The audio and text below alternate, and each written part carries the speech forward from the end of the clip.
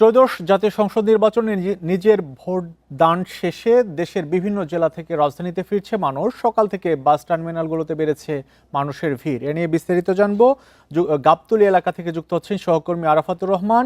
আরাফাত, আমরা তো এবার দেখলাম যে খুব উৎসব মুখর পরিবেশে নির্বাচন অনুষ্ঠিত হলো। নির্বাচনের দুদিন আগে আমরা দেখছি যে মানুষ ঘরমুখী হয়েছে, এলাকায় ছুটে গিয়েছে, সড়কে যানজট তৈরি হয়েছিল। আজকে ঢাকায় ফিরছে, তারা কোনো অভিযোগ করছে কিনা সড়কে ভোগান্তির?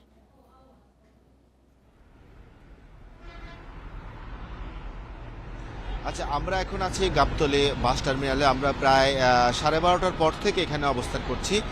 এখানে আমরা টার্মিনালের ভেতরে এবং বাইরে যে পরিস্থিতি দেখছি, যে সকালবেলা আসলে এখনো পর্যন্ত ঢাকার ফেরার যে যাত্রী, সেই যাত্রীদের যে চাপ সেটা দেখা যাচ্ছে না।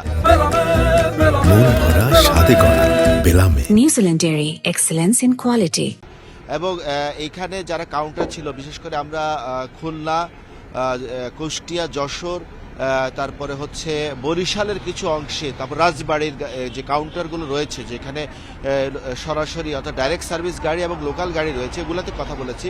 ওরা আমাদের যেটি বললেন সেটি হচ্ছে যে এই যাত্রীদের ঢাকা থেকে যাওয়ার সময় গাড়ি অনেক কম যাচ্ছেন এবং গাড়িতে যাত্রী কম যাচ্ছে, এবং কোনো কোনো ক্ষেত্রে তারা দাবি করছে যে 400 টাকার ভাড়া 300 টাকাও ঢাকা থেকে যাচ্ছেন।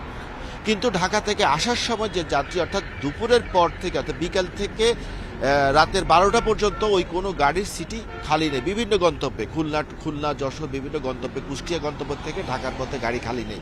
এবং তারা বলছে যে আজকে বিকেলের পর থেকেই, অর্থাৎ সন্ধ্যার পর থেকে ঢাকায় যাত্রী নামার যে চাপ সেটি শুরু হবে।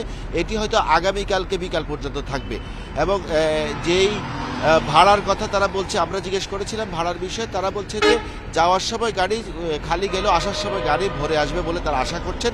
তবে বিকালের পর থেকে ওই খুলনার বিভিন্ন স্টপেজের যে গাড়িগুলো, সেগুলোর সবগুলো গাড়ির টিকিটই ইতিমধ্যেই বিক্রি হয়ে গেছে।